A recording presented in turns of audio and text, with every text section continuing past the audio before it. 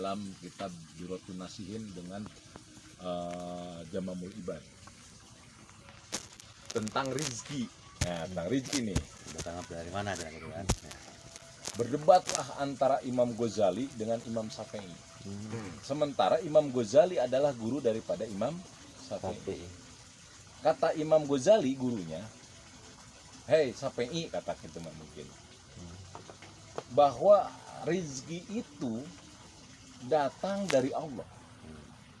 Tanpa kita harus melakukan apapun, asal keyakinan kita tidak robah, Kita yakin ya. yakin bahwa Allah lah yang menghidupkan kita, yang mematikan kita, yang memberikan rezeki kita, yang menghapus rezeki kita, yang mensengsarakan, yang mengayakan. Yakin dengan itu, maka rezeki akan datang. Kata Imam Syafi'i, enggak, ya guru. Berarti beda persepsi. Kata Imam Syafi'i, bahwa rezeki itu harus dicari, harus disyariatin dulu. Maka kalau kita berusaha, kalau kita bersyariat, maka rezeki itu baru Allah akan memberi. Nah, dua pendapat ini beda kan? Nah, akhirnya ayo kita buktikan. Dibuktikan dua-duanya. Imam Syafi'i berjalan di Jazirah Arab untuk bagaimana menemukan rizki zazilah tentang tazalinya Allah. Kemudian Imam Syafi'i melihat ada kebun anggur yang dipanen sama saudagarnya. Kemudian Imam Syafi'i menyatakan, Assalamualaikum ya Habib. Waalaikumsalam. Bolehkah aku membantu antum untuk memetik itu anggur? Kata si Habib yang punya itu, silakan antum bantu. Dibantu kan. Nah, menurut Imam Syafi'i, kenapa saya membantu? Karena ini syariat kan. Bantu, petik.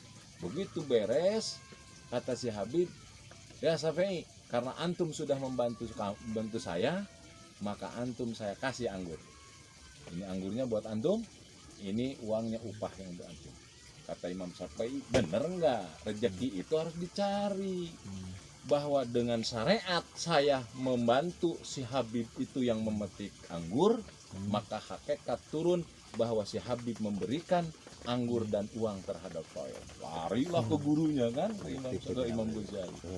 Ya guru, saya bisa buktikan bahwa benar perkataan saya, bahwa benar fadilah dalil saya menyatakan bahwa rezeki itu datang harus dicari, dan kemudian setelah saya mencari, saya memetik dari sebuah kebun yang punya saudagar, kemudian saya diberikan upah dari anggur itu, kemudian saya juga diberikan uang dari upah memetik anggur itu.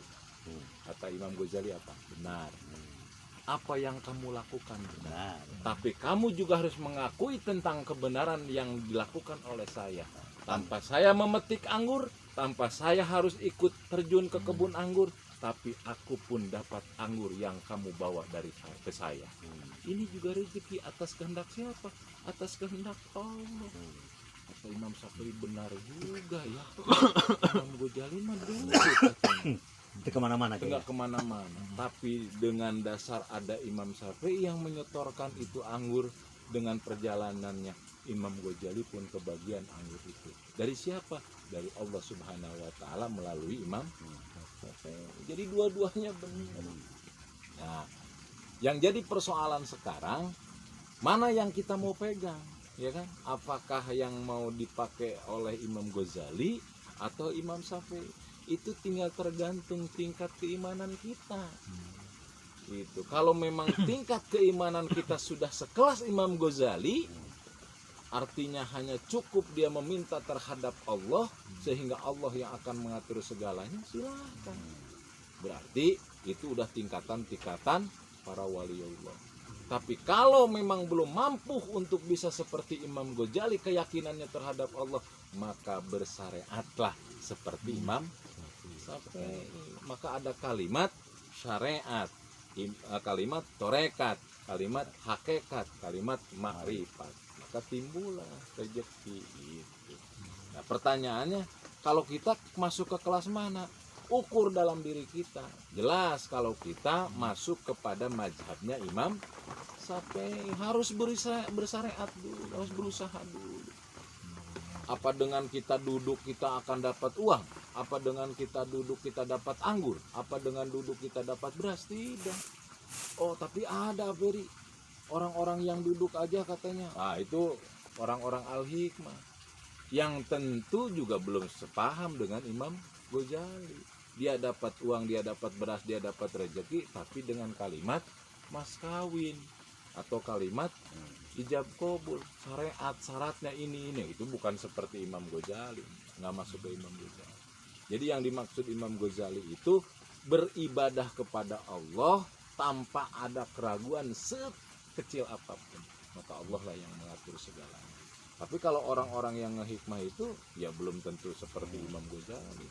Dia punya rezeki tiup air 150 kan ditentukan, bukan dari Allah, yang menentukan diri kita.